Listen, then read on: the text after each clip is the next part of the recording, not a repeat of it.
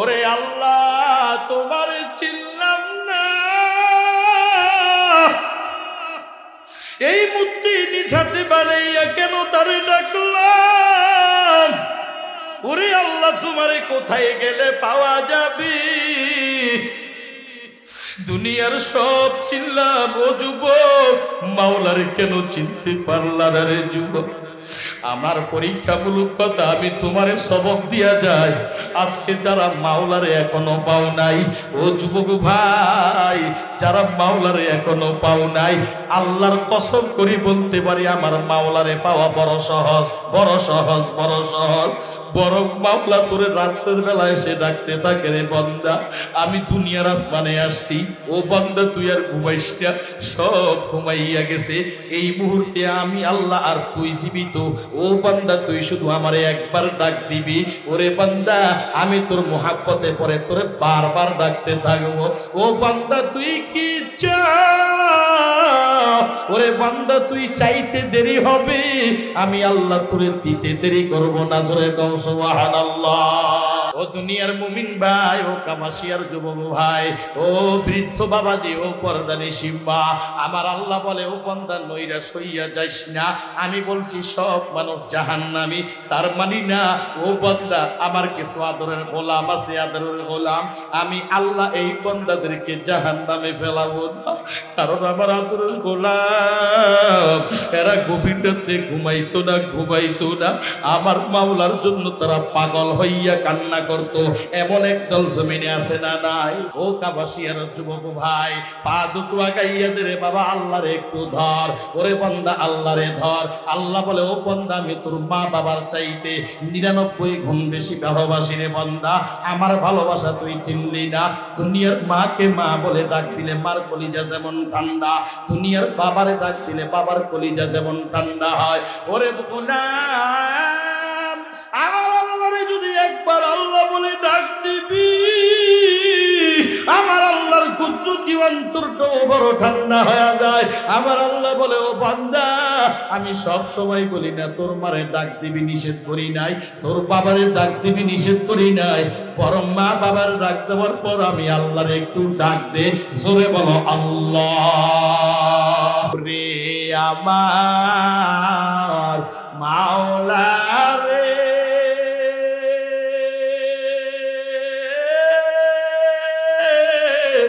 ওরে আমার মাশউক রে,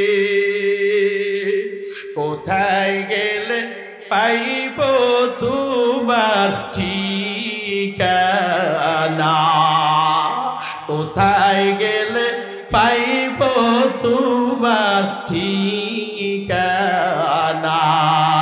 ওরে আমার মাশউক রে,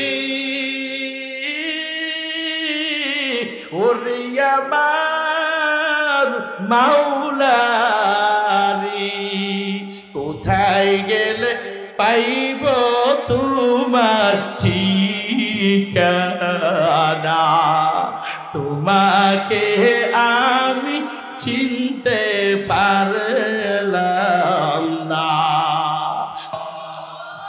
আরো জোরে বলো আল্লাহ। ওরে কাপাসিয়ার যুবক ভাই, অন্তরটারে একটু নরম বানাইয়া দে রে বাবা। কেমন আল্লাহ তোর জন্য আমার জন্য পাগল। আল্লাহ বলে আমি আমার বান্দার জন্য বড় পাগল, কারণ আমার ছেলে নাই, মেয়ে নাই, বিবি নাই, কেউ নাই, কেউ নাই। লাম ইয়ালিদ ওয়া লাম ইউলাদ ওয়া লাম ইয়াকুল লাহু কুফুয়ান আহাদ। আল্লাহ বলে ও বান্দা আমার ছেলে নাই, মেয়ে নাই, কেউ নাই, আমি একমাত্র আদর করে তোদেরকে দুনিয়াতে পাঠাইলাম। ওরে বান্দা আমি চাই না আমি আল্লাহ তাআলা তোদেরকে জাহান্নামে ফেলে দিব, বরং বড় আদর করে তোদেরকে বানাইছি রে বান্দা।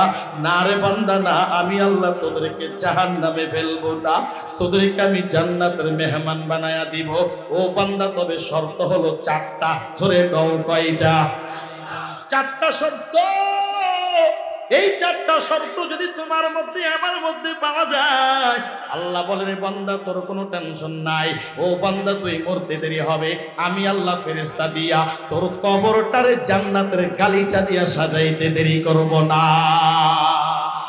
একটুখানি নেকের তরে রোজ হাসরের ময়দানে বাবা ঘুরবে ছেলের পিছে ছেলে বাবার আগেতে একটুখানি নেকের তরে রোজ হাসরের ময়দানে বাবা ঘুরবে ছেলের পিছে ছেলে বাবার আগেতে বলো সওয়াবের দরকার আছে না নাই ও দুনিয়ার মুমিন ভাই বলো বলো নেকের দরকার আছে না নাই এ কাপাসিয়ার যুবক পায়ে হাত রেখে বলে রে ভাই তোমার চোখের সামনে থেকে কত সওয়াব চলে যায় তোমার কোনো আফসোস নাই ও আমার যুবক কেন বাবা তুমি আফসোস করো না ও পর্দা নিশিমা হাতের সামনে থেকে কত সওয়াবের কাজ চলে যায় ও মা তুমিও কেন আফসোস করো না মা একদিন তুমি আফসোস করবা যেদিন আফসোস করলে ও যুবক ভাই আর কোনো কাম হবে না রে বাবা এমন একটা দিন তোমার সামনে ঘনিয়ে আসছে নিজের আঙ্গুল নিজে চাবায়া চাবায়া খেয়ে ফেলবি আর আফসোস করবি আর আফসোস করে বলবি আল্লাহ একটু সময় তুমি আমার দুনিয়াতে পাঠাইয়া দাও ও আল্লাহ দুনিয়াতে অন্য কোনো ধান্দা করব না দুনিয়াতে সংসার বলতে কোনো ধান্দা আমি করব না শুধু তোমার গোলামি করব তোমার গোলামি করব যত চিল্লাইবা আমার আল্লাহ ও বান্দা তোর দিকে আর তাকানোর কোনো সুযোগ থাকবে না বরং নিজের হাত নিজে চাবিয়ে খেয়ে ফেলবি কোনো লাভ হবে না আজকে এত সুন্দর সময় এসেছে যুবক ভাই সওয়াবের কাজ তুমি করতে পারো তুমি বান্দা আমলনামা থেকে গুনাহগুলো ক্ষমা করতে পারো সেই তোমার সুযোগ রয়েছে বান্দারে তুমি যদি পড়ো শুধু আসরুন আসর যদি সওয়াবের নিয়তে পড়ো আল্লাহ ডাক দিয়া বলো দুনিয়ার মুমিন বান্দা আমি তোর আমলনামা থেকে সাথে সাথে 30টা গুনাহ আমি আল্লাহ কেটে দিলাম তোর আমলনামায় আমি আল্লাহ সাথে সাথে 30টা সওয়াব যুক্ত করে দিলাম ইয়া ইলাহি तू मेरा गफ्फार है या इलाही तू मेरा सत्तार है ও দুনিয়ার মুমিন ভাই বলো আসরুন বলো আমার সাথে সবাই বলো আসর সবাই জবান খুলে বলেন আসর এই আসর একটা সূরা নামে আল্লাহ নামকরণ করলেন আসর এই সূরাটা কোরআনী হাকিমের 103 নম্বর সূরা আল্লাহ 103 নম্বর সূরাটারে সুন্দর করে 3টা আয়াত দিয়া সাজাইলেন সূরাটাও 103 নম্বর আল্লাহ কয় এই সূরার মধ্যে আমি আয়াত দিলাম 3টা যেহেতু তার পজিশনও 3 আমি আল্লাহ তার মধ্যে আয়াত দিয়া দিলাম 3টা আয়াত দিয়া আমি আল্লাহ সূরা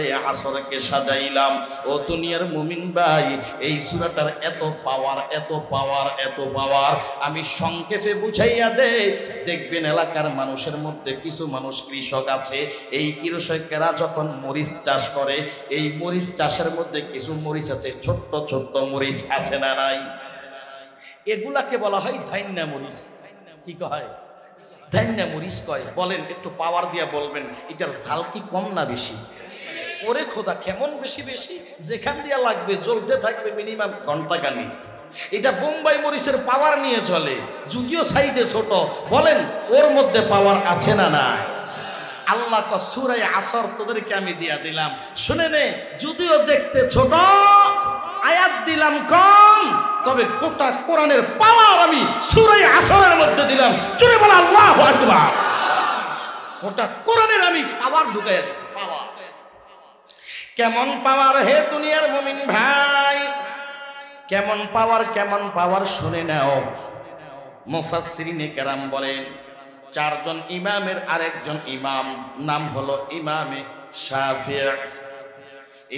শাফিঈ রাহমাতুল্লাহি আলাইহি দুনিয়ার অন্য মুফাসসিরিনে কেরাম দেখে বলেন বলে সূরা আসরের এমন পাওয়ার আল্লাহ দিয়েছেন বলে আল্লাহ তাআলা যদি গোটা কোরআনের 114টা সূরার কোন সূরা যদি আল্লাহ নাজিল না করত শুধুমাত্র কেবলমাত্র আল্লাহ সূরা আসর নাজিল করত আর কোন বান্দা যদি সূরা আসরের উপর যদি আমল করতে পারত ওই আমল করিয়া যদি কবরে যায় তাহলে আর তার কোনো পেছনের দিকে তাকাইতে হবে না শুধুমাত্র কেবলমাত্র সূরা আসরের মধ্যে আমল করতে পারলেই বান্দা জান্নাতের মেহমান হয়ে যাবে। গোটা কোরআনের সারমর্ম হলো সূরা আসর। সাহাবায়ে কেরাম কি সুন্দর তাদের ভিতরে আমল। একজন যখন আরেকজনের সাথে মোলাকাত হইতো গো, এই সূরা আসর কানে কানে শোনাইয়া দিতেন। একজন সাহাবী আরেকজন সাহাবীর সাথে মোলাকাত হয়েছে, কানের ভিতরে সূরা আসর তেলাওয়াত করে শোনাইয়া দিতেন আর বলতেন, ও সাহাবী ভাই, আমি তোমার কানে সূরা আসর তেলাওয়াত করলাম না, গোটা ইসলামের মগজ আমি তোমার কানে ঢুকাইয়া দিলাম। গোটা ইসলামের মৌলিক আমি তোমার কানে শোনাইয়া দিলাম। যাও, এত দামি এক সূরা, সূরা আসর। এই সূরা আসরের শুরুতে আমার আল্লাহ শপথ করেন, আমার আল্লাহ বলেন ওয়াল আসর।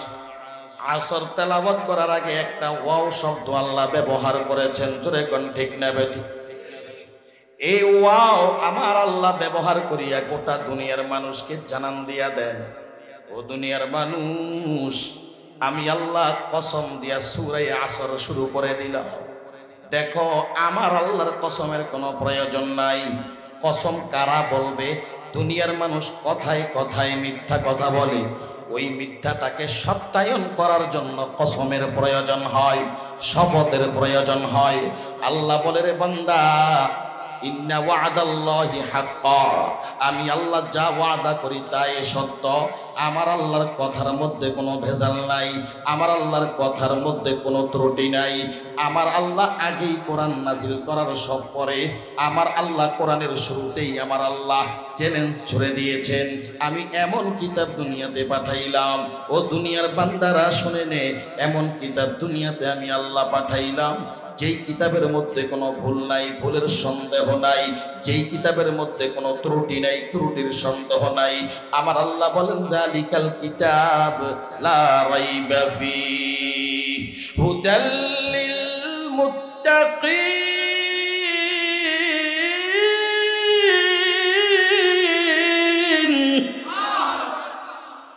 আল্লাহ বলে, আমি এমন কিতাব দিয়েছি গো, এমন কিতাব দিয়েছি যেই কিতাবের মধ্যে কোনো ভুল নাই, যেই কিতাবের মধ্যে ভুলের কোনো সন্দেহ নাই। এমন কিতাব দুনিয়ার কোনো পাওয়ারওয়ালা ম্যান আজও পর্যন্ত পয়দা হয় নাই। যেই দুনিয়ার বান্দা কিতাব লেখছে ঠিক, দুনিয়ার পণ্ডিত কিতাব লেখছে ঠিক, তবে কিতাবের শুরুতে এমন কোনো কথা আজও পর্যন্ত দুনিয়ার কোনো পণ্ডিত লিখতে পারে নাই, বরং এই কথা লিখতে বাধ্য হয়েছে, ও দুনিয়ার মানুষ, আমার কিতাব লিখলাম, আমি একজন নগণ্য গোলাম, কিতাব লিখলাম ঠিক, তবে আমার কিতাবের মধ্যে ভুল থাকতে পারে, বরং ভুল যদি তোমাদের নজরে ধরা খায়, মেহেরবানি করে ভুলটাকে শুধরাইয়া দিও, আর মেহেরবানি করে তুমি আমাকে ক্ষমা করে দিও। আল্লাহ কন্যা, রে মুমিন না, আমি আল্লাহ তাআলা হলাম সত্য, আমি আল্লাহর কথাটাও সত্য, আমি যা বললাম আমার কথার মধ্যে বিন্দু পরিমাণ কোনো ভুল নাই। আল্লাহ তাআলা বলেন, ওই কথার মধ্যে দুনিয়ার কোনো মানুষ ভুল ধরতেও পারবে না, বরং মায়ার নবীকে শুনাইয়া দাও পয়গম্বর, মক্কার মুশরিক বেঈমান বিজাতি ওরা যদি আপনার সাথে চ্যালেঞ্জ করতে চায়, বরং আপনি নির্দ্বিধায় বেঈমানদের সাথে চ্যালেঞ্জ ছড়ে দিবে। ওয়া ইন কুনতুম ফি রাইবিন মিম্মা নাযালনা আলা আবদিনা ফাতু বিসূরাতিন মিন মিসলিহি وادعوا شهداءكم من دون الله إن كنتم صادقين। আল্লাহ বলে, ও মায়ের নবী আমার, আপনি নির্দ্বিধায় বেঈমানের সাথে চ্যালেঞ্জে চলে যাবেন, বরং তাদেরকে বলবেন, আমি আল্লাহর কালামের মতো একটা কালাম যেন তারা বানায়া নিয়ে আসতে পারে। কালাম লাগবে না, বরং আমি আল্লাহর কালামের একটা সূরার মতো সূরা যেন তারা বানায়া নিয়ে আসতে পারে। সূরাও আনতে যদি তারা দুর্বলতা প্রকাশ করে সূরা লাগবে না, আমি আল্লাহর কালামের একটা আয়াতের মতো যেন তারা আয়াত বানায়া নিয়ে আসে। বরং আয়াতও যদি ব্যর্থ হয়, বরং আমি আল্লাহর কালামের একটা শব্দের মতো শব্দ যেন তারা বানায়া নিয়ে আসে। বরং মায়ার নবী ডাক দিয়া কয়, ও মক্কার মুশরিক বেঈমানের পণ্ডিতের দল, শুধু তোমরা না, তোমাদের যত সহকারী আছে সকলকে নিয়ে সাহায্য তোমরা নাও। বরং সাহায্য নিয়ে চেষ্টা করতে থাকো আমার আল্লাহর কালামের মতো একটা শব্দ তোমরা বানায়া নিয়ে আসবা। এত চেষ্টা এত প্রচেষ্টা করলো, অতঃপর আমার মাওলার কালামের মতো সূরা তো দূরের কথা, আয়াত তো দূরের কথা, আমার আল্লাহর কালামের ছোট্ট একটা শব্দের মতো শব্দ বানাইতে পারে না। এই কালামে জিন্দা কুরআনে হাকিম, হিকমতে উলায়া জালাসে তো কাদিম, জামিউল ইলমি ফিল কুরআনে হাকিম, হিকমতে উলায়া জালাসে তো কাদিম। ও দুনিয়ার মুমিন ভাই, ও কাপাসিয়ার যুবক, আমার আল্লাহ বলেন, আমি আল্লাহ সূরা আসরের শুরুতে শপথ করলাম, আমি আল্লাহ ব্যর্থতার কারণে শপথ করি নাই, বরং আমি আল্লাহ আমার মুমিন বান্দার অন্তরটাকে সান্ত্বনা দেওয়ার জন্য আমি আল্লাহ সূরা আসরের শুরুতে শপথ করলাম। তবে শপথ যেহেতু করলাম, তবে আমি আল্লাহ দামি জিনিসের শপথ করলাম। কারণ দুনিয়ার মানুষও যখন দুনিয়ার ভেতরে শপথ করে, এই শপথ করতে গিয়া তারা দামি দামি জিনিসের শপথ করে। কারণ যখন দামি জিনিসের শপথ করবে, দুনিয়ার মানুষের আস্থা বেড়ে যায়। মাঝে মধ্যে দেখবেন সন্তান মার কাছে টাকা চায়, মাকে বারবার বিরক্ত করে, আম্মা জান ডাক দিয়া কয়, ও সন্তান, আমি বাবা আমার মাথা ধরে বললাম একটা টাকাও নাই। ও সন্তান, আমি মা তোর মাথা ধরে বললাম একটা টাকাও নাই। মা দামি জিনিসের শপথ করেছে, বাবা দামি জিনিসের শপথ করেছে। দুনিয়ার মুমিন ভাই, দামি জিনিসের শপথ দুনিয়ার মানুষ করে, আমার আল্লাহ বলেন আমি আল্লাহ দামি একটা জিনিসের শপথ করলাম। ওই দামি জিনিসের নাম হলো আসর। এবার বুঝতে হবে আসর কেমনে দামি জিনিস হবে। মুফাসসিরিন কেরাম আসর শব্দের বহু ব্যাখ্যা করেছেন। সংক্ষেপ কথা বলে যাই, আসরুন শব্দের অর্থ হচ্ছে সময়। বলেন, আসরুন শব্দের এক অর্থ হলো কি? সময়। আল্লাহ বলে, ও দুনিয়ার মানুষ, আসরুন শব্দের অর্থ হলো সময়। এর দুনিয়ার বান্দা, সময়টা তোমার জন্য বড় দামি এক সম্পদ। এই সময় যদি তুই না পাইতি, কবরের লাশ হইয়া তুমি শুয়ে থাকতা। ও বান্দা, দুনিয়ার সময় তুই পাওয়ার কারণে আজকে ময়দানে বসতে পেরেছো, দুনিয়ার সময় পাওয়ার কারণে আল্লাহর কথাগুলো শুনতে পেরেছো, দুনিয়ার হায়াত পাওয়ার কারণে আল্লাহর ডাকতে পেরেছো, দুনিয়ার হায়াত পাওয়ার কারণে ও বান্দা তুই আল্লাহর সামনে কুদরতি কদমে সেজদা দিতে পেরেছো, দুনিয়ার হায়াত পাওয়ার কারণে ও বান্দা আল্লাহর গোলামি করতে পেরেছো। জোরে কাউ ঠিক না বেঠি? হায়াত দামি এক সম্পদ। বরং যারা হায়াত পায় নাই, কবরের মধ্যে শুয়ে আছে, বলো তারা কোনো ইবাদত এখন আর করতে পারবেনি? আরো জোরে বলেন, পারবেনি? বরং সব নবীরা তাদের কবরের মধ্যে রওজার মধ্যে জিন্দা আছেন, বরং সব নবীরা তার কবরের মধ্যে জিন্দা হালাতে আছেন। আল আম্বিয়া ও আহিয়াউন ফি কুবুরিহিম ইউসাল্লুন। মায়ের নবী বলেন, সব নবীরা তাদের রওজার মধ্যে জীবিত হয়ে নামাজরত অবস্থায় তারা আছেন। ও দুনিয়ার মুমিন ভাই, এক আল্লাহর বান্দা সফরের উদ্দেশ্যে রওনা হয়ে গেল। যাইতেছে হঠাৎ করে এক পুরানো কবরস্থান, ওই কবরস্থানের পার্শ্বে দিয়া অতিক্রম করলেন। কবরের পার্শ্বে দিয়ে যাওয়ার সময় নজর করলেন, ওই নজর করার পর একটা পুরানো কবর তার সামনে পড়ে গেল। হঠাৎ করে দেখে ওই কবরের মধ্যে একটা সুড়ঙ্গ পথ দেখা যায়, একটা সুড়ঙ্গ রাস্তা দেখা যায়। দেখবেন মাঝে মধ্যে এমন হয় কবরের ভেতরে শিয়াল বা অন্য কোনো প্রাণী গর্ত করে কবরকে একদম সুরঙ্গ করে ফেলে, আছে না নাই? আপনাকে এলাকায় নাই মনে হয় না, ওই বিদেশের কথা কই, এই দেশের কথাই বলছি। মাঝে মধ্যে এমনটা হয়, দেখবেন কবর একদম গর্ত হয়ে গেছে। তুই আল্লাহর বান্দা, হঠাৎ করে নজর পড়ে গেল একটা কবর, কবরের ভিতরে আবার সুরঙ্গ পথ। যখন দেখতেছে কবরের ভিতরে সুরঙ্গ পথ, মনের ভিতরেও বড় ভয়, না জানি কবর কি দেখা যায়, এরকম ভয় আছে না নাই? লাশ কবরে কোন হালাতে আছে জানা নাই, তবে যদি দেখা যায়, ওরে খোদা, এটা তারও মারাত্মক। হঠাৎ করে বান্দা নজরে পড়ে গেল, তাকাইয়া দেখতেছে কবরওয়ালা ওই কবরের মধ্যে নামাজ পড়ে, বলো আল্লাহু আকবার। দেখে কবরওয়ালা কবরের মধ্যে নামাজ। এই বান্দা এই দৃশ্য দেখে আপনারা যেমন বলেছেন আল্লাহু আকবার, ওই বান্দাটাও এই দৃশ্য দেখে আল্লাহু আকবারের ধ্বনি দিয়ে জমিনে পড়ে গেছে। জোরে বলো আল্লাহু আকবার। ওই বান্দা জমিনে পড়ে গেছে। কিছুক্ষণ পর হুশ আসছে, আসার পরে মনে মনে চিন্তা করে, আজকে যা হওয়ার হবেই, তবে আজকে কবরওয়ালাকে আমি প্রশ্ন করেই ছাড়ব, আজকে যা হবার হবে আমি জিজ্ঞাসা করেই ছাড়ব। অন্তরে সাহস নিয়ে, অন্তরের ভিতরে সাহস নিয়ে এবার এই দুনিয়ার বান্দা ডাক দিয়া কয়, ও কবরওয়ালা ভাই, ও কবরওয়ালা ভাই, বলো এই কবরের মধ্যে তুমি কতদিন ইবাদত করো রে ভাই? কবরওয়ালা ডাক দিয়া কয়, ও দুনিয়াদার বান্দা, আমি এই কবরের মধ্যে 700 বছর আমি নামাজ পড়ি। জোরে কও আল্লাহু আকবার।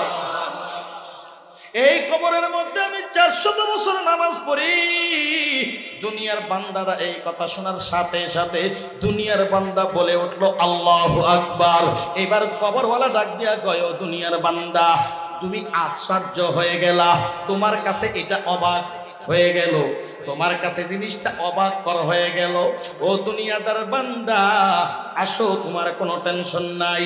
ও বান্দা আসো, তোমার কোনো টেনশন নাই।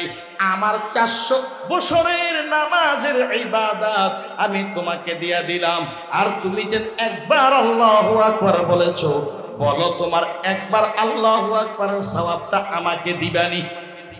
তুমি তো বলেছো একবার, তোমার একবার আল্লাহু আকবারের সওয়াব আমাকে দিয়ে দাও, আর আমার 400 বছরের ইবাদত তুমি নিয়ে যাও। দুনিয়াদার বান্দা ডাক দিয়া কয়, ও কবরওয়ালা ভাই, কেমন যোগ বিয়োগ তুমি এখানে লাগাইয়া দিলা, কারণটা কি আমার একটু খুলে বলে দাও। এত আবেগ কেন? 400 বছরের ইবাদত দিতে চাও, বিনিময় হলো একবার আল্লাহু আকবার, আমাকে একটু বুঝাইতে হবে। কবরওয়ালা ডাক দিয়া কয়, ও দুনিয়ার বান্দা, আমি কবরওয়ালা, আমার কাছে দুনিয়ার কোনো হায়াত নাই রে দুনিয়ার মুমিন, আমার কাছে দুনিয়ার কোনো হায়াত নাই। আমি কবরের লাশ হয়ে কবরের মধ্যে আসলাম।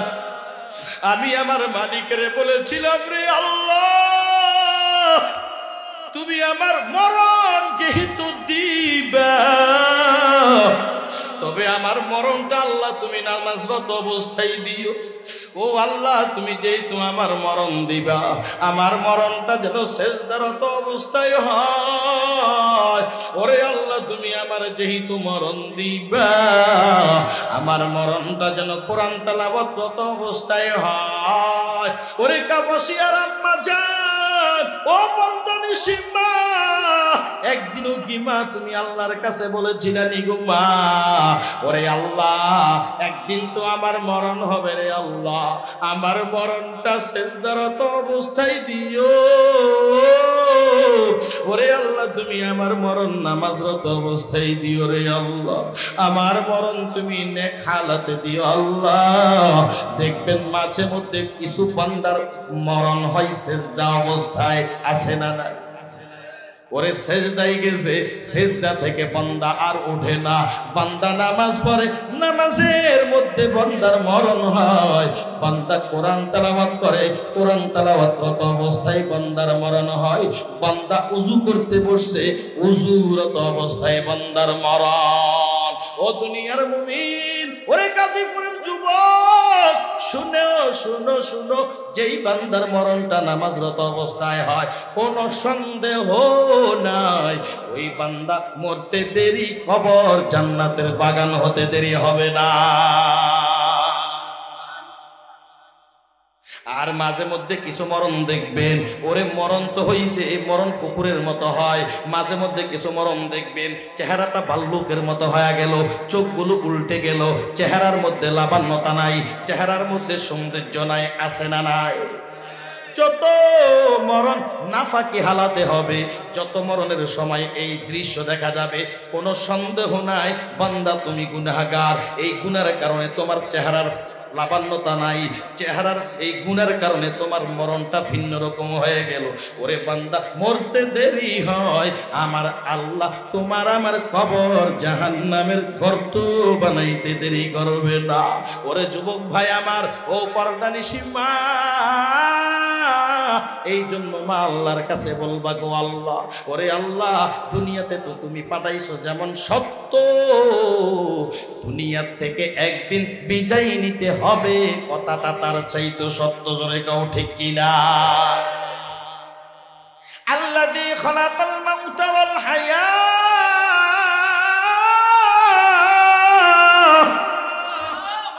লিয়াবলুয়াকুম আইয়ুকুম আহসানু আমালা ওয়া হুয়াল আজিজুল গফুর। আল্লাহ তাআলা ডাক দিয়া বলেন, আমি আল্লাহ দুনিয়াতে মরণ যেমন সৃষ্টি করলাম, ওরে বান্দা দুনিয়াতে আমি আল্লাহ হায়াত তোকে দান করলাম। তবে হায়াত পাইয়া বান্দা তুমি দুনিয়াতে আসছো, তবে রেডি হও, প্রস্তুতি নাও, আমি আল্লাহ তাআলা তোর জন্য মরণ দিয়া দিব। একদিন মরণের শরবত খাওয়াইয়া তোরে দুনিয়ার থেকে বিদায় নিয়ে যাব রে বান্দা।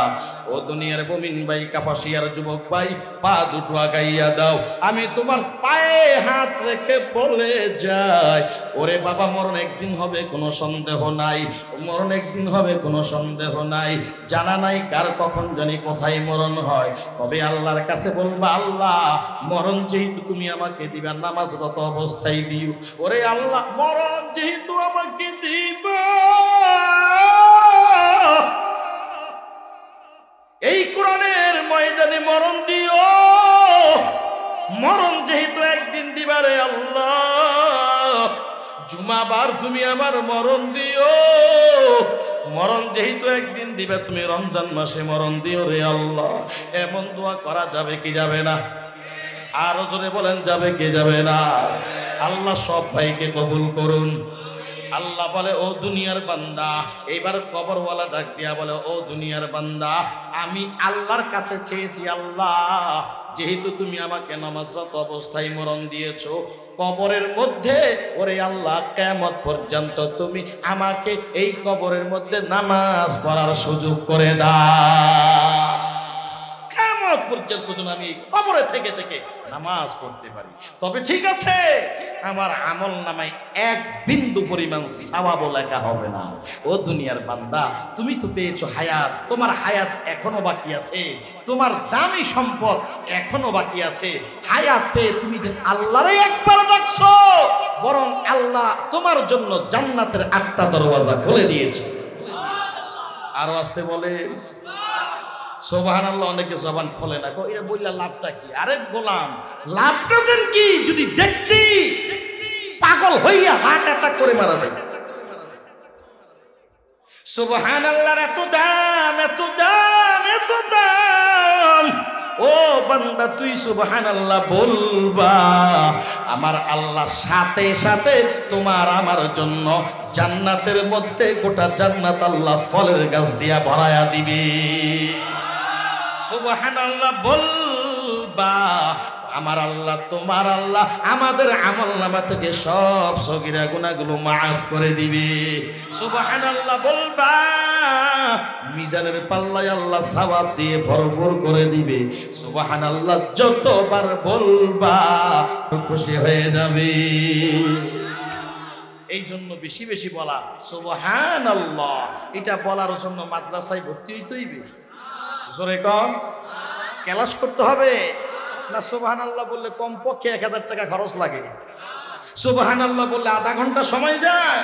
আরে কপাল পোড়া যুবক, সুবহানাল্লাহ শুধু জবান বলে বলবি, একটা সেকেন্ডও মনে হয় শেষ হয় না, শুধু বলবা সুবহানাল্লাহ সুবহানাল্লাহ, আল্লাহ সম্মান বাড়ায় দেয়। এই জন্য অবসর টাইম যখনই পাবেন আল্লাহর দেওয়া জবান দিয়ে শুধু পড়বেন সুবহানাল্লাহ। আল্লাহ সবাইকে কবুল করবে। কবরওয়ালা ডাক দিয়া বলে, ও দুনিয়াদার ভাই, তোমার হায়াত এখনো বাকি আছে। এই হায়াত পাইয়া তুমি আল্লাহরে যদি ডাক দাও, বরং আল্লাহ তোমার উপর খুশি হইয়া যাবে। আর আমি কবরওয়ালা যত ইবাদত করি, একটা ইবাদত আল্লাহর কাছে কবুল হবে না। এখান থেকে বোঝা গেল হায়াতের দাম আছে না নাই? আরো জোরে বলেন আছে না নাই? আল্লাহ বলে, ও দুনিয়ার বান্দা, আমি আল্লাহ হায়াতের শপথ করলাম, আমি আল্লাহ আসরের শপথ করলাম। তার মানে আমি আল্লাহ হায়াতের শপথ করলাম। এই হায়াতের বড় দাম, বড় দাম, বড় দাম। এই হায়াত পাইয়েও বান্দা তুমি গোলামি করবা আমার আল্লাহর। এই হায়াত পাইয়ে বান্দা তুমি তাহাজ্জুদ পড়বা। এই হায়াত পাইয়ে তুমি 5 ওয়াক্ত টাইমে আমি আল্লাহর কুদরতি কদমে সেজদা দিবা। ও বান্দা, এই হায়াত পাইয়ে তো তুমি নামাজে দাঁড়াইয়া যাও। নামাজে বান্দা তুমি যদি দাঁড়াও, ও বান্দা, আমি আল্লাহর কুদরতি অন্তরের মধ্যে বড় জোশমাইরা উঠে, বরং আমি আল্লাহ দুনিয়ার আসমানে চলে আসি। আমি আল্লাহর কুদরতি রহমত তোর সামনে হাজির হইয়া যা। ও বান্দা, তুই যখন আমি আল্লাহর কদমে সেজদা দাও, আমি আল্লাহ নিজে সহ্য করতে পারি না। আমি আল্লাহ ফেরেশতাদেরকে ডাক দিয়া বলি, ও ফেরেশতার দল, দেখ দেখ এই বান্দা কেমনে আমার কদমে সেজদা দিয়া রাখছে, কপাল দিয়া রাখছে রে ফেরেশতা, লিখি নাও। আমি আল্লাহ দয়ার নজরে, মায়ার নজরে এই বান্দার জীবনের সব গুনাহ ক্ষমা করে দিলাম। আজান শুনে আছো যারা ঘুমায়া,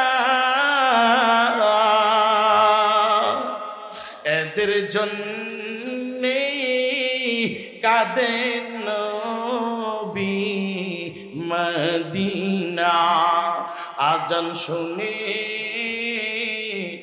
আছো যারা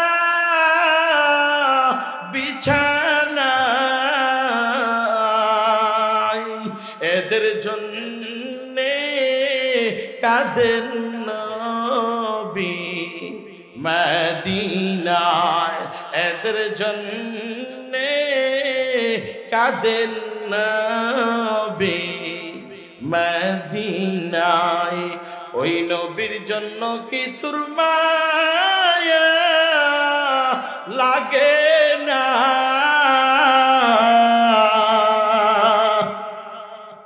ওরে মুমিন, নামাজ কেনে পড়ো না? ওরে উম্মত, নামাজ কেনে পড়ো না? আজান শুনে আছো যারা বিছানায়, এদের জন্যে কাঁদেন নবী মদিনা। ও দুনিয়ার মুমিন ভাই, আজকে তুমি নামাজ পড়ো না, ওরে বাবা কিয়ামতের ময়দানে সর্বপ্রথম তোমার জন্য নামাজের হিসাব নিবেন কে? আরো আসতে বলে, কথা সত্য না মিথ্যা? মায়ার নবীর কথা সত্য না মিথ্যা? মায়ার নবী বলেন, আউয়ালু মা ইউহাসাবু বিহিল আবদ ইয়াউমাল কিয়ামাতিস সালাহ। ও দুনিয়ার উম্মত, কিয়ামতের ময়দানে সর্বপ্রথম আল্লাহ নামাজের হিসাব নিবেন। আল্লাহ বলবেন, ও ফেরেশতা, আমার এই বান্দার নামাজের ঘাটতিটা খোল। ফেরেশতার নামাজের আমলের ঘাটতি খুলবেন। আল্লাহ বলবে, ফেরেশতা আমার বান্দার সামনে হাজির কর, আমার বান্দারে বল নামাজের হিসাবটা ঠিক মতো দেখার জন্য। আল্লাহ বলবেন, ইকরা কিতাবাকা কাফা বিনাফসিকাল ইয়াউম কাফা বিনাফসিকাল ইয়াউমা আলাইকা হাসিবা।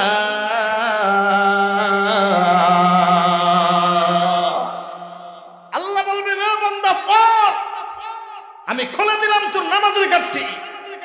আজকে নামাজ নিয়ে যারা অবহেলা করবি, শুন, নামাজ নিয়ে অবহেলা যারা করবা আমার আল্লাহ তাআলা শুনাইয়া দেন, ফাওয়াইলুল লিল মুসাল্লিন, মাকুন সুসিতি নামাজি বাঞ্জিগানা, ফাওয়াইলুল লিল মুসাল্লিন আল্লাযিনা মুমিনারা এই নামাজ ইমদাদিদা ইস্তাঈনু আয়াতে কুরআন বাখা আয়াতে কদ আফলাহারা ইয়াদকুন গৌর কুন্দর মানি আজদিল সাদিকুন।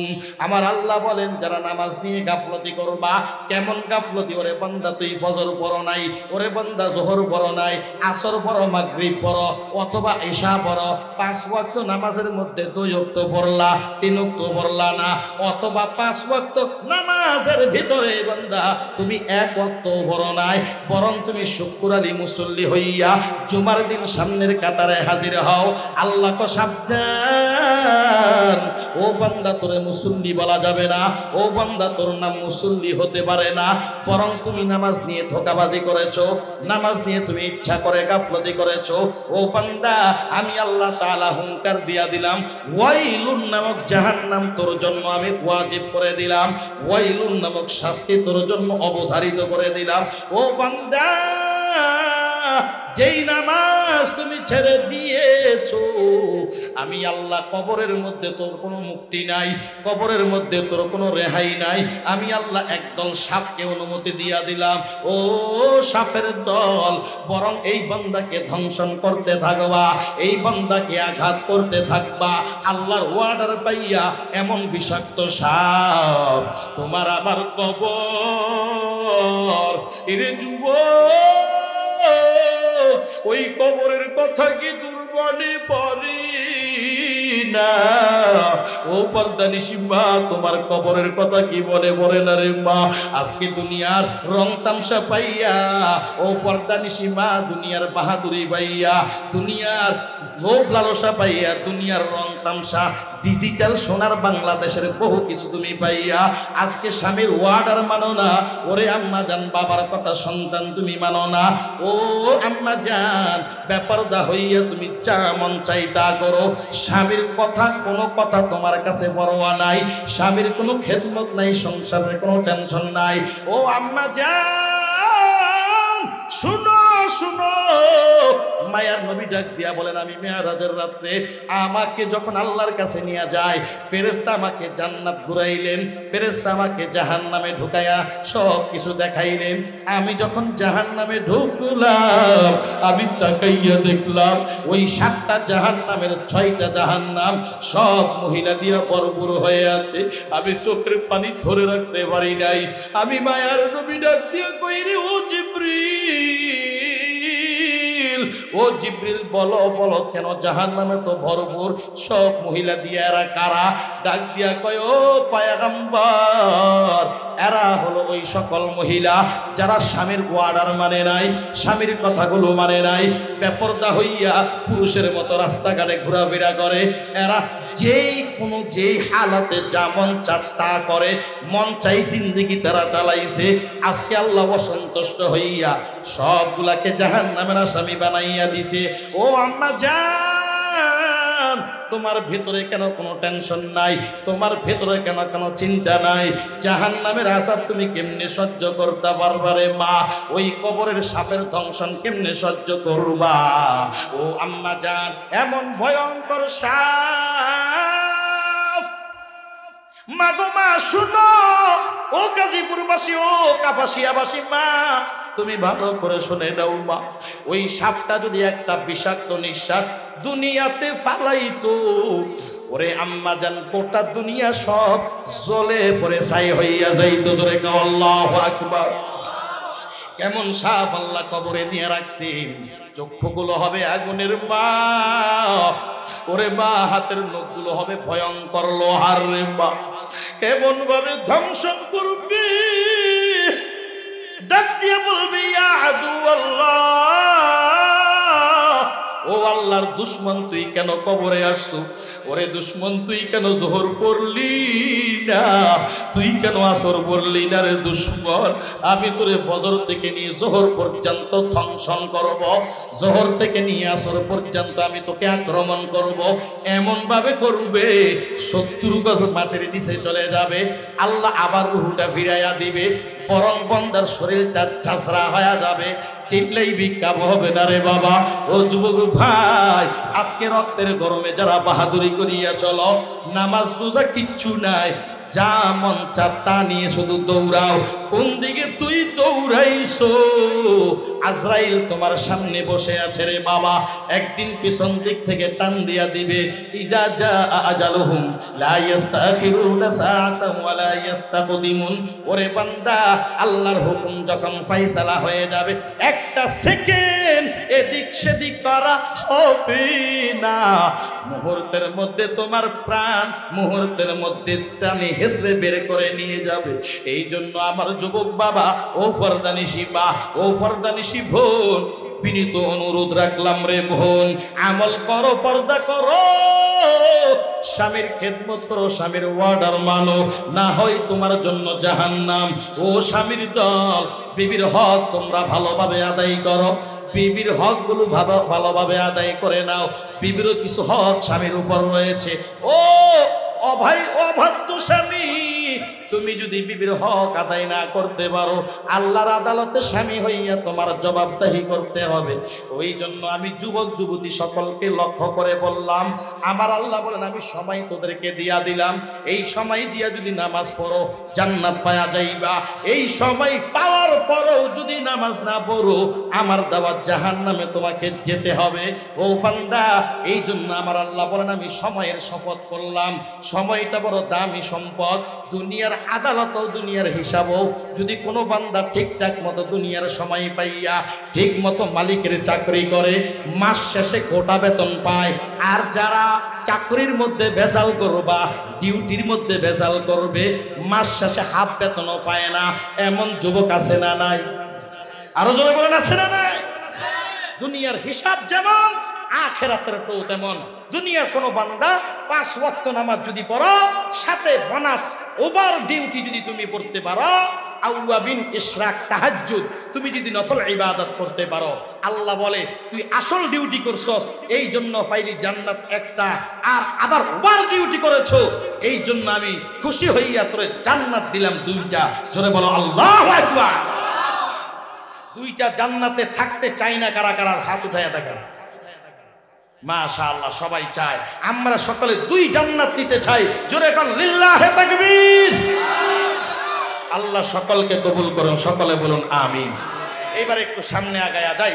এবার আল্লাহ তাআলা বলেন, ইন্নাল ইনসানা লাফি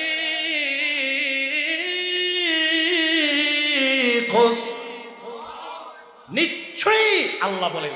কথাটা কার? কথাটা কার? মাঝখান থেকে বলে গেলাম এটা জান্নাতের একটা বাগান, কোনো সন্দেহ আসেনি। এই বাগানে এই মুহূর্তে যারা আছেন, আল্লাহর কসম আপনার নিয়ত যদি ভালো হয়, ইখলাস যদি ঠিক থাকে, এই ময়দানে এখন যারা বসে আছেন সব জান্নাতের মেহমান। জোরে কোন সুবহানাল্লাহ।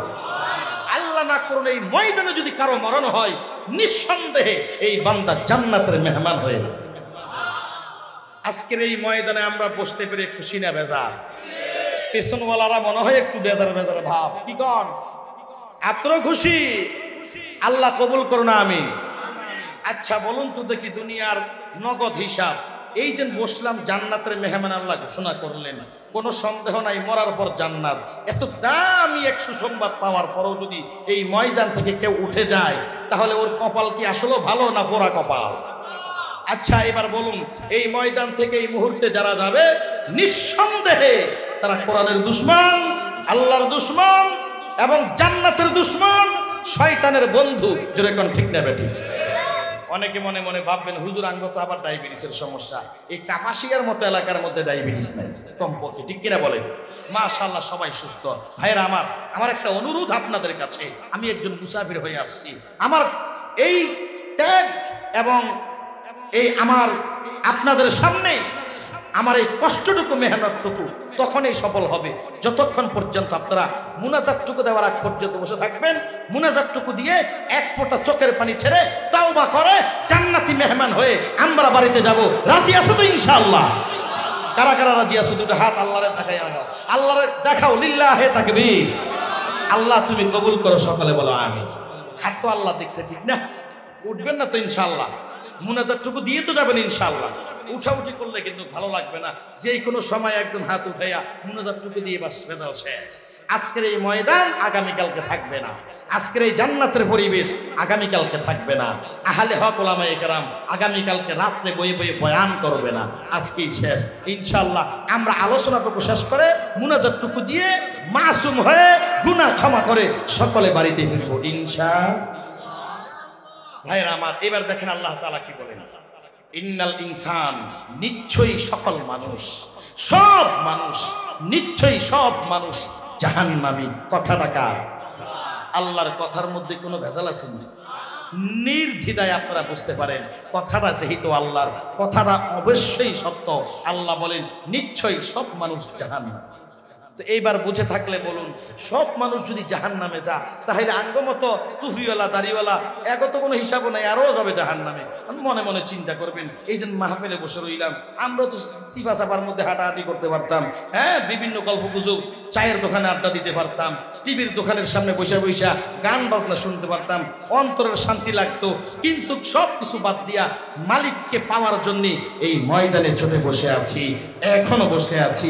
আল্লাহ যদি কয় সব জাহান্নামী, তো আঙ্গ তো আর কোনো ভ্যালু নাই, গ্যারান্টিও নাই জান্নাতে যাওয়ার, এমন কোনো আমলও করতে পারি নাই।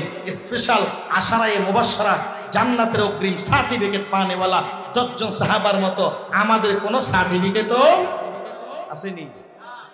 তারপরও যদি আল্লাহ কয় সব জাহান্নামী, তা আমরা তো নিঃসন্দেহে জাহান্নামে যাব, ঠিক না? তো এত কষ্ট করার কি দরকারটা কি? এই জন্য আল্লাহ কয়, ও বান্দা, ভেসাল তো তুমি লাগাইয়া দিবা। এই পর্যন্ত যদি কোনো বান্দা বয়ান শুনে মানে দৌড় দেয়, ও তো ভেসাল লাগাইবেই। আগামীকালকে থেকে সে ডাক দিয়া বলবে নামাজের দরকার নাই, আর কোনো মেহনতের দরকার নাই, টুফির দরকার নাই, দাড়ি জিরা ছিল হিডো কাইটা ফেলামো। আল্লাহ তো ঘোষণা দিয়ে দিছে, আল্লাহর কথা তো সত্যই কোনো সন্দেহ নাই। আল্লাহ বলছে সব জাহান্নামে যাবো, এত কষ্ট করার থাকে। অতএব যারা অর্ধেক বয়ান শুনে এইভাবে বাড়ির দরওয়াজায় দৌড়ায়, সমাজের মধ্যে অবশ্যই তারা পেছ লাগাইয়া দেয়। জোরে কোন ঠিক না বেঠি? তারাই বোকার স্বর্গে বসবাস করে।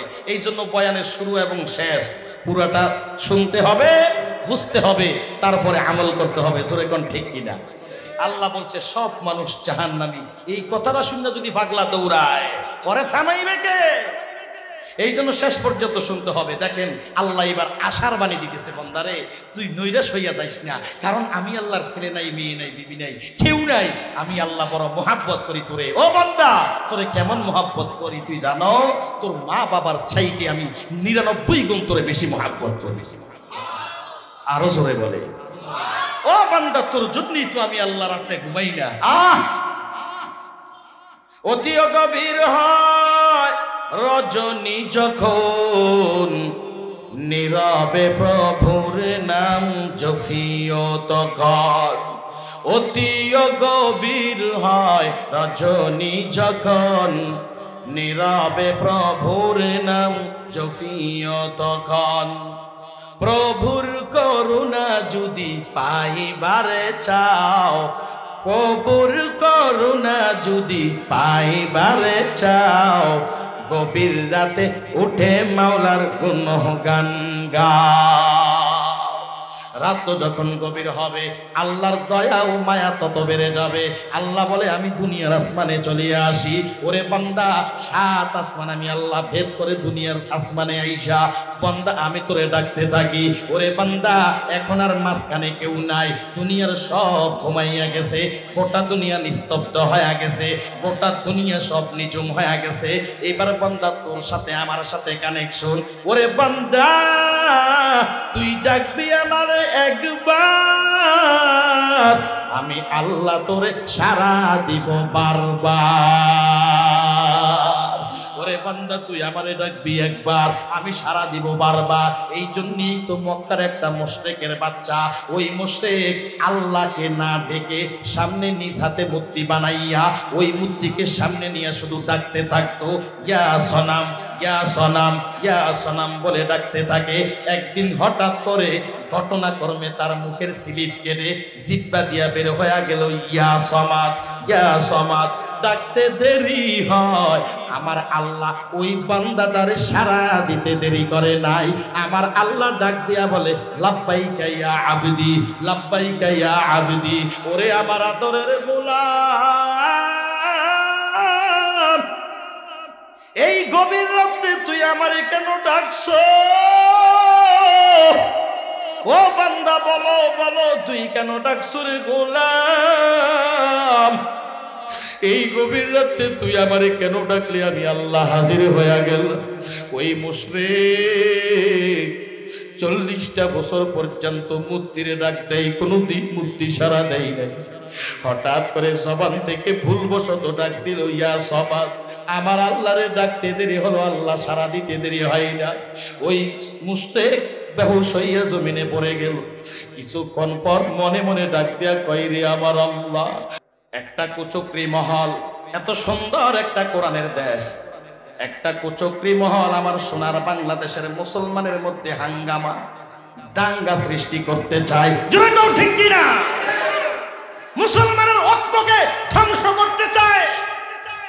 আমরা ভালো করেই জানি সারা পৃথিবীর বেঈমান বিজাতীয়রা রসুনের কোষের মতো এক। জোরে কোন ঠিক কিনা?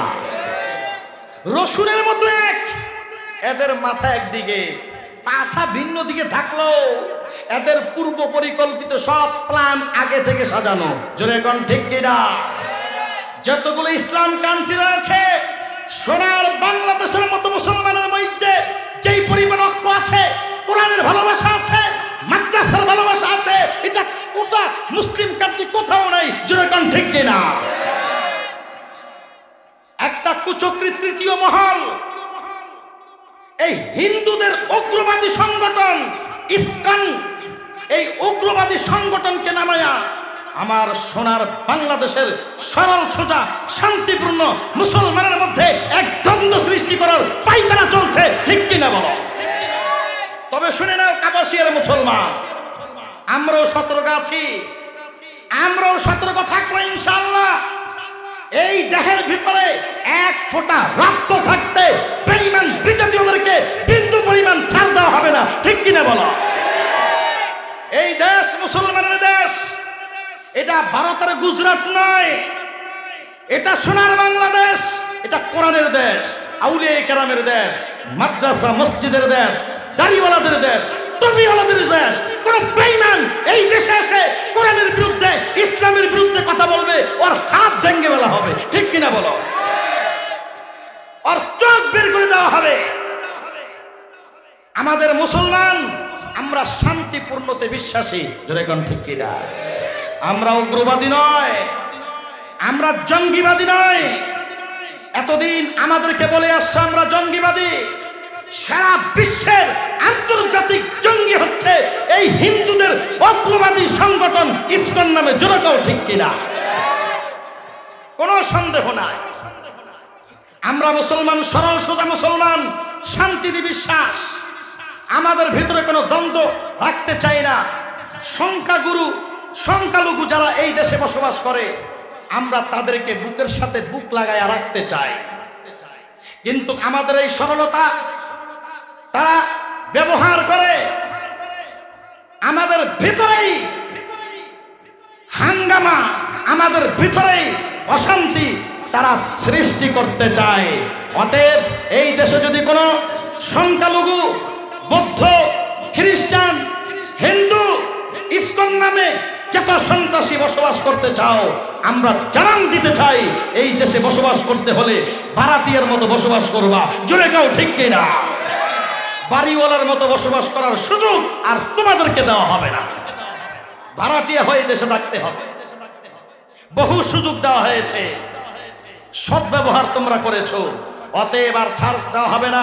তবে এই সময় যে অঘটন ঘটাইছে, সাবধান করতে চাই, বর্তমান সরকারের কাছে উদারতা আহ্বান জানাইতে চাই, বর্তমান সরকার যেন এই সমস্ত নাস্তিকের বাচ্চাটাকে, এই কুলাঙ্গারকে, এই সন্ত্রাসকে, এই জঙ্গিবাদীকে অবিলম্বে অল্প সময়ের মধ্যে গোটা বাংলার জনগণের সামনে ফাঁসির মঞ্চে উঠাইয়া ওকে যেন গলার মধ্যে ফাঁসি দেওয়া হয়। জুড়ে কাউ ঠিক কিনা? রাজি আছি? সবাই রাজি আছি তো? ইনশাআল্লাহ সবাই রাজি আছি। আল্লাহ কবুল করুন। আরো জোরে বলে। ভাইরা আমার, আমি একটা কথা প্রায় সময় বলি, আজকে মুসলমান আমরা ঘুমায়া গেছি। মুসলমানের ঐতিহ্য হচ্ছে আল্লাহু আকবারের ধ্বনি দিয়ে সামনে আগাবে, বেঈমান বিজতি ওদের অন্তরের মধ্যে কম্পন শুরু হয়ে যাবে। আজকে মুসলমান, আমি আমার দল নিয়ে ব্যস্ত, আমি আমার মত নিয়ে ব্যস্ত, আমি আমার সংগঠন নিয়ে ব্যস্ত। এই তিনটা কারণে আজকে মুসলমানের অধঃপতন শুরু হয়েছে। জোরে কোন ঠিক কিনা? বেঈমানদের মধ্যে এই ধরনের কোন ধরনের ঝামেলা নাই, তারা ঐক্যতে বিশ্বাসী, সামনে আগাইতে জানে। আমাদের যে ঐতিহ্য আজকে বেঈমানদের ভিতরে ঢুকে গেছে, আমরা আমাদের ঐতিহ্য হারিয়ে ফেলছি। অতএব সাবধান, সতর্ক থাকবেন, সজাগ থাকতে হবে। কাপাসিয়ার মুসলমান, এই পার্শ্ববর্তী দেশ মায়ানমার, আল্লাহ না করুন যদি ঘুমাইয়া থাকেন, সচেতন যদি না থাকেন, ঐক্যবদ্ধ হয়ে রাস্তায় যদি না নামেন, ওই মায়ানমারের মুসলমানকে যেইভাবে কচু কাটা করে ওই দেশ থেকে তাড়িয়ে দিয়েছে, আমাদেরকেও কচু কাটা করে ওই দেশে তো যাওয়ার সুযোগ নাই, ওই আটলান্টিক মহাসাগরে, ওই সাগরের ভেতরে আমাদেরকে ডুবাইয়া ডুবাইয়া মারবে। জোরে কেউ ঠিক কিনা? অতএব এখন থেকে আমাদের সজাগ দৃষ্টি সব দিকে আমরা রাখবো, ইনশা। আরো জোরে বলো ইনশা। আল্লাহ বলেন, হে দুনিয়ার মানুষ, আমি তোমাদেরকে ঈমান দিয়েছি, তা আমি সম্পদ। তবে এই ঈমানটা পাওয়ার পর এই ঈমানটাকে বাস্তবায়ন করবা, আমলের মাধ্যমে বাস্তবায়ন করবা। কি আমল করবা? আমি মায়ার নবীর মাধ্যমে সব আমলের কথা শোনাইয়া দিলাম। ও ঈমানদারের দল, আমি কোরআনের জায়গায় জায়গায় বলে দিলাম, নেক আমলের মাধ্যমে বান্দা জান্নাতের মেহমান হইয়া যাইবা। ইন্নাল্লাযীনা আমানু ওয়া আমিলুস সালিহাত কানাত লাহুম জান্নাতুল ফিরদাউসি নুজুলা। আল্লাহ বলে, এই আমলের বিনিময়ে আমি আল্লাহ তোদেরকে জান্নাতুল ফিরদাউস দান করব। জোরে কও সুবহানাল্লাহ। এ ভাই, তিনজন যুবক ঈমান আনার পর নেক আমল করে করে মালিকের ডাক দিয়া কয়, রে আল্লাহ, জৈবন কালটার শুরু লগ্ন আল্লাহ গুনাহ দিয়া সাজাইলাম রে মালিক, মধ্যবর্তী সময় পাইলাম আল্লাহ, জীবনের যত ভুল করেছি মেহেরবানি করে তুমি ক্ষমা করে দিও আল্লাহ, বেশি বেশি নেক আমল করার তৌফিক দিয়া দিও। এই যুবকগুলো কান্না করি আল্লাহর কাছে দোয়া করে। একদিন সফরে তারা বের হয়ে গেল। সফর করতেছে করতেছে হঠাৎ করে পাহাড়ি এক অঞ্চল, ওই পাহাড়ের তলদেশ দিয়ে যায় একটা সুড়ঙ্গ পথ। ওই সুড়ঙ্গ পথের ভেতর দিয়ে ঢুকলো। আকাশের মধ্যে বিজলি চমকায়, আকাশের অবস্থা বড় ভয়ঙ্কর।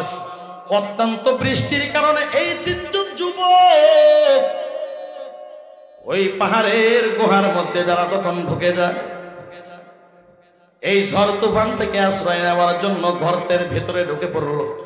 আল্লাহর কি পরীক্ষা!